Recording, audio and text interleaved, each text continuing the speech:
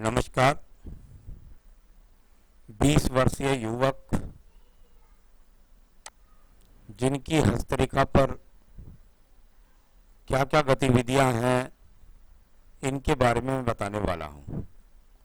उससे पहले एक बात और बताने वाला हूं कि इनकी रेखाओं में बहुत कुछ अभी आने वाले 7 से 8 साल में परिवर्तन आएंगे।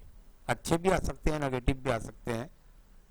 तो परिवर्तन काफ़ी आता है 20 से 28 वर्ष के बीच में, आगे तक 35 वर्ष तक भी चलता है, फिर उसके बाद स्लो हो जाता है। चलिए अब बात करता हूँ सबसे पहले मैं इनकी वर्तमान की स्थिति में इनकी कनिष्ठा उंगली के बारे में। कनिष्ठा उंगली सूर्य की उंगली के प्रथम पर्व तक पहुंचते पहुंचते रह जाए, यानी कुल मिलाकर उसकी लंबाई सूर्य की उंगली के प्रथम पर्व तक ना पहुंचे, तो व्यक्ति मेहनत करता है और मेहनत करके खुद को सिद्ध करता है।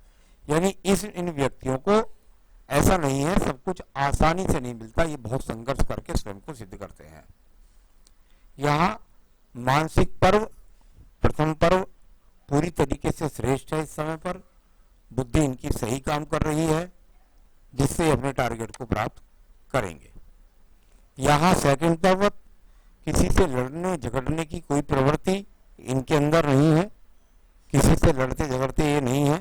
तो कुल मिलाकर के ये भी एक अच्छा संकेत है, क्योंकि शिक्षित या शिक्षा करने वाले बच्चे के लिए ये आवश्यक पहलू होते हैं। तीसरा पर्व वर्तमान में खड़ी हुई रेखा है। अब इस समय तो बच्चा 20 साल की उम्र में तो कमा नहीं रहा, ये मेधावी क्षमताओं के लिए जानी जाती है। कुल मिलाकर के इनके पास तो जो धन के साधन वो बने हुए हैं पिता से। अब बात करता हूं मैं इसके बाद आपके यहाँ पर सूर्य की उंगली के बारे में। प्रथम पर्व सूर्य का कोई एक्सीडेंट का योग नहीं दिखाई देता, कोई आंखों का रोग दिखाई नहीं देता, किसी प्रकार की आक्रामकता नहीं दिखाई देती, लड़ने झगड़ने की प्रवृत्ति दिखाई नहीं देती, बीपी का रोग दिखाई नहीं देता। सेकंड पर्वत पर किसी प्रकार से राज्य सरकार द्वारा दंड नहीं है, तो राज्य सरकार द्वारा कोई भी लाभ नहीं है। तीसरा पर्व सम्मान का पर्व है, उस पर भी सामान्य रूप से रेखा ठीक है, सम्मान भी व्यक्ति का ठीक है। शनि का प्रथम पर्व बताता है आपके अंदर स्थायी रोग है कि नहीं। अभी यहाँ पर किसी भी प्रकार का कोई भी स्थायी रोग इनके शरीर के अंदर नहीं है। दूसरा पर्व, उस पर यदि माइनर रेखा मुझको हल्की हल्की चमक रही है, तो कई बार ऐसा होता है कि व्यक्ति के जीवन में उसकी शिक्षा के लिए लोन लिए जाते हैं, या पिता को थोड़ा बहुत कह सकता हूँ, या खुद भी व्यक्ति कभी कभी परिश्रम करके किसी यार दोस्त से पैसा ले लेता अपनी शिक्षा के लिए। इस तरह की रेखाएं होती है, माइनस रेखाएं। कोई बहुत मजबूती के साथ दिखाई नहीं देती, कोई कर्ज की रेखा दिखाई नहीं देती, और किसी प्रकार की ऐसी रेखा नहीं है। तीसरा पर्व यहाँ पर परिवार के साथ जुड़कर चलने का है। शनि और सूर्य की उंगली एक साथ जुड़ी हुई है। बुढ़ापे तक माता पिता की सेवा भी करेगा और परिवार का सम्मान भी करेगा। यहाँ बात करता हूँ बृहस्पति की उंगली के प्रथम पर्व के बारे में। बृहस्पति की उंगली का प्रथम पर्व यहाँ पर पेट के रोग, किडनी के रोग, लीवर के रोग, इस तरह के रोगों के लिए देखा जाता है। अभी यहाँ पर ऐसा कुछ नहीं है। साथ ही साथ बृहस्पति की उंगली जब ज्यादा छोटी हो और सूर्य की उंगली लंबी हो, तो व्यक्ति काफी ऊंचाइयां प्राप्त करता है जीवन में। सेकंड पर्वत पर हल्की सी रेखा है, थोड़ा सा चरित्र के प्रति सावधानी रखें, विपरीत लिंग की तरफ आकर्षण से कुछ समय बर्बाद हो सकता है।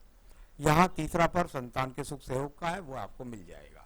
चलिए अब मैं बात करता हूँ इसके बाद में आपके बुध पर्व के बारे में। बुध का पर्व, और यहाँ पर अगर देखा जाए तो अभी क्योंकि पाई के से चिन्ह बने हुए हैं, यहाँ पर एक्स के तो नहीं कह सकता, ये पाई जैसे चिन्ह है यहाँ पर। अभी तो बस ये है कि भाई हाथ से आपके खर्च हो रहा है और धन का आगमन नहीं हो रहा है। अब बात करते हैं इसके बाद में यहाँ पर सूर्य पर्व के बारे में। मैंने अपने हजारों एपिसोड्स के अंदर बताया कि भाई यदि आपकी एक रेखा जाकर सीधा मध्य पर्व से संपर्क बनाए और उसके बराबर साइड में दूसरी रेखाएं भी अगर आपके सूर्य पर्व की हो, तो दो तीन प्रकार बनते हैं। एक प्रकार बनता है विदेश से व्यक्ति का जुड़ना, दूसरा प्रकार बनता है व्यक्ति का राज्य सरकार की नौकरी को प्राप्त करना, और तीसरा प्रकार बनता है नौकरी ही विदेश में प्राप्त करना।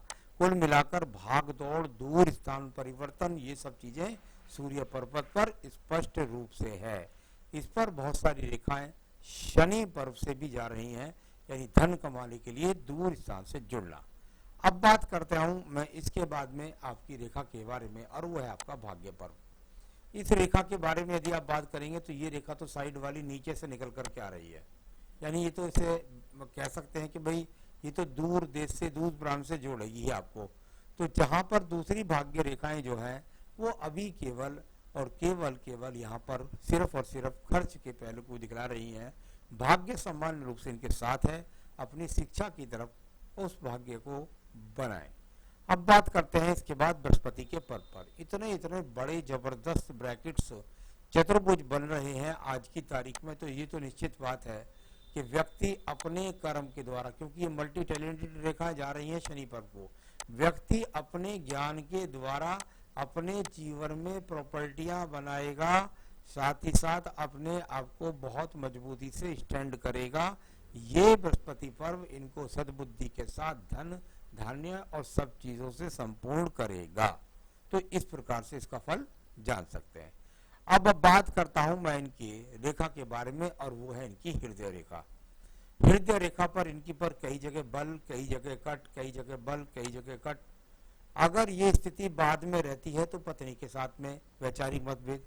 अभी वर्तमान में कहूंगा कि थोड़ा सा खान पान या पेट के रोग इनको परेशान कर सकते हैं, तो थोड़ा सा उस बात पर जरा मजबूती के साथ शिक्षा के साथ साथ प्राणायाम, योगा, इन सब चीजों का भी ये अच्छी तरह से ध्यान रखें, क्योंकि स्वास्थ्य के लिए इंडिकेशंस ठीक नहीं है।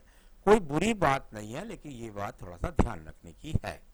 आइए बात करते हैं इसके बाद में यहाँ इनकी मंगल पर्व के बारे में। मंगल पर्वत पर बहुत सारे एक्स के चिन्ह नजर आएंगे आपको। अगर इनका प्रथम मंगल पर्व देखेंगे तो इस पर एक्स के चिन्ह, इस पर काट फाट की रेखा, इनको कहते हैं भाई संघर्ष करना, संघर्ष से पूर्ण फल ना मिलना। यानी आप मेहनत जो कर रहे हैं आप उसे चाहते हैं फर्स्ट ग्रेड का करना, लेकिन उससे फर्स्ट ग्रेड का रिजल्ट ना मिलना। कुल मिलाकर अभी और मेहनत और परिश्रम करने की आपको आवश्यकता है। चलिए अब मैं 2-3 रेखा और बताता हूं आपको। ये अच्छी रेखा देखिए कि मंगल द्वितीय पर्व से यहाँ पर जा रही है शनि पर्व को, ये एक यहाँ मंगल पर्व से निकल करके जा रही है शनि पर्व को, और वो सूर्य पर्व को, यानी विदेश से जोड़ने वाली ये रेखाएं होती हैं। और व्यक्ति अपनी मेहनत से स्वयं को सिद्ध करके दूर स्थान से जुड़कर धन के आगमन बनाता है। इस प्रकार से द्वितीय मंगल पर्वत से रेखाएं हैं, इनको विजयी रेखा भी बोल देते हैं। आप जो टारगेट पाना चाहते हैं उसको पा सकेंगे। तो ये द्वितीय पर्वत है। यहाँ बुद्धि रेखा की अब बात करूंगा। बुद्धि रेखा अगर आप देखेंगे तो थोड़ी शुरू में कटी हुई रेखा है, उसके बाद ये रेखा धीरे धीरे अपने आप में मजबूत होती हुई चली जाती है। अब थोड़ी सी कटी रेखा पहुंच गई द्वितीय मंगल पर्व तक। इससे एक शाखा चंद्र पर्वत से आकर भी संपर्क बनाने का योग करती है। यानी इसमें निश्चित रूप से जब जब मैंने बताया कि भाई अगर बुद्धि रेखा जाकर द्वितीय मंगल पर्व से संपर्क करे तो व्यक्ति नौकरी के माध्यम से विदेशों से जुड़ करके या घर से हजारों किलोमीटर की दूरी पर जाकर के नौकरी करता है, अच्छी नौकरी करता है, बुद्धि का सही इस्तेमाल करता है, अच्छे धन को प्राप्त करता है। तो ये इस तरह की बुद्धि रेखा आपकी यहाँ पर है। इस पर कोई त्रिभुज भी बनने का प्रयास करता है, स्वतंत्र त्रिभुज नहीं है, इसलिए ज्यादा अच्छा फल नहीं है। यहाँ बात करता हूँ आपकी चंद्र रेखा की। देखिए आप सवाल करते हैं, मान लिया कि भाई क्या मैं जीवन के अंदर जो है विदेश जाऊंगा, तो ये रेखा बननी शुरू हो गई है। ये विचार आते ही चंद्र पर्वत से रेखा बननी शुरू हुई और अभी और भी अंदर प्रवेश कर जाएगी, धीरे धीरे शुक्र पर्वत के अंदर प्रवेश कर जाएगी, तो उस दिन आप विदेश पहुंच भी जाएंगे। एक एक्स का चिन्ह चंद्र पर्वत पर जरूर है। इसका थोड़ा सा मैं कहूंगा कि ज्यादा जल्दबाजी ना करें और अपनी एकाग्रता के साथ अपनी शिक्षा में ध्यान लगाएं, जिससे आप, क्योंकि थोड़ा सा इससे भ्रमित हो सकते हैं इस एक्स के चिन्ह से, तो उससे भ्रमित नहीं होना है, अपने टारगेट को चुन करके मजबूती के साथ चलना है। चलिए अब बात करूंगा यहां पर मैं आपकी बुध रेखा के बारे में। बुध रेखा और बहुत मजबूती के साथ में यहां से चलती है और ये रेखा जाकर के इसमें कोई ज्यादा उलट फेर नहीं है। हो सकता है कि एक आध नौकरी पहले आप कहीं एक दो नौकरी देश में करें या फिर विदेश में चले जाएं, लेकिन ये अपने आप में व्यापार की रेखा तो नहीं है, नौकरी की ही रेखा के रूप में इसको कह सकता हूँ। एक और बात करते हैं, उसका रेखा का नाम है भाग्य रेखा। तो मैंने एक भाग्य रेखा तो आपकी इधर से बताई थी कि भाई ये जा करके और विदेश से जोड़ करके आपको पहुंचाएगी। ये दूसरी भाग्य रेखा यहाँ से आपकी निकलती है। अब इस दूसरी भाग्य रेखा को इस तरह से ना समझे, इसको कहते हैं आयु से हिम्मत करके अपना भाग्य बनाना, इसको इस तरह से बोल सकते हैं। अगर इसके गणित को वैसे हम बोलते हैं तो जैसे ये दिखाई देता है कि भाई लगभग जाके ये 48 से 50वें वर्ष में रेखा बनती है। तो इसका मतलब हुआ 48 से 50वें वर्ष में आपके पास बहुत अच्छा धन की संपन्नता होगी, बहुत ऊंचा टारगेट आपके पास में उस समय प्राप्त होगा। तो ये इस तरीके की यहाँ पर इस रेखा का संकेत दो तरीके से आप जान सकते हैं। अब बात करते हैं आपके शुक्र पर्व के बारे में। शुक्र पर्व संसाधनों का पर्व, और संसाधनों का पर्व 20 वर्ष में पिता से ही मिलेगा, आपसे तो मिलेगा नहीं। तो कुल मिलाकर इस प्रकार का अभी संसाधन आपको सब मिले हुए हैं। नीचे अंदर मंगल रेखा भी है, तो यानी आपके बीच में कोई अड़चने आएंगी तो धीरे धीरे वो निकलती भी रहेंगी। यहाँ पर आपकी आयु रेखा को देखिएगा, आयु रेखा और बिल्कुल पूरी बलवती होकर के चलने वाली अच्छी आयु रेखा आपके पास अंत में जाकर दो मुखी होकर, यानी कुल मिलाकर पैतृक संपत्ति भी मिलेगी, परिवार का सहयोग भी मिलेगा और आयु होगी 80 प्लस के आसपास। तो ये सब इस तरीके से अंगूठे का प्रथम पर्व होता है ज्यादा आकर्षण से बचने के लिए।